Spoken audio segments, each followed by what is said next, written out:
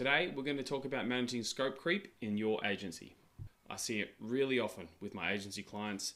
They don't realize that perhaps that big wage bill that happens every month that sits on your P&L, there could be 20 or 30% of that dollar value that is being spent wasted on work that you're not collecting money for. So it's about joining the dots between where is your team's time going, you charging for that time, and making sure that we can bring things back on track to collect all the cash that we're owed or reduce our hours for that client.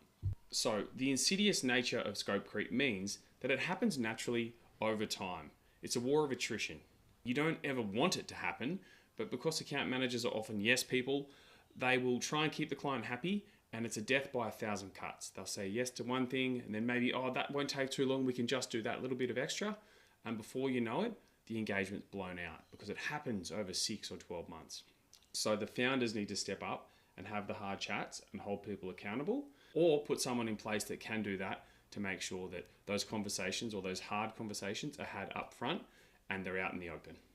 This is our solution for stopping scope creep. Set clear expectations up front. Have a system for saying no kindly, and make sure you keep those boundaries over your team members' time. And thirdly, and probably the most impactful, is to spot your team to find these and buy them and rectify them. When you get the whole team thinking with a more commercial mindset, it's not up to the founder to have to do it, and things can actually happen within the team itself. And that's where we really want to be. Here's a real world example of how a client of mine dealt with this. First, they pinned the scope at the top of every Slack channel to make sure that all of the team are aware of it and that it's top of mind. Anyone in the team can spot the scope creep, and they will flag it by tagging the department head in that channel. Then it's up to the department head, who has been trained in order to have these kind of conversations in a delicate way, to actually refer back to the agreed scope and talk about if there's going to be additional charges for this or how to best deal with it. Really importantly, and I think this is genius from them, number 4, doesn't matter the size of the additional task, everything needs to have that conversation to avoid that death by 1,000 cuts. And the client knows that you're tracking this and you're staying on task.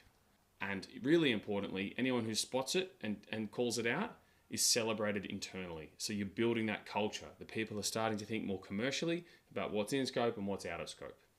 In conclusion, the honest reality is that people will keep asking for things until you tell them to pay more money for your time.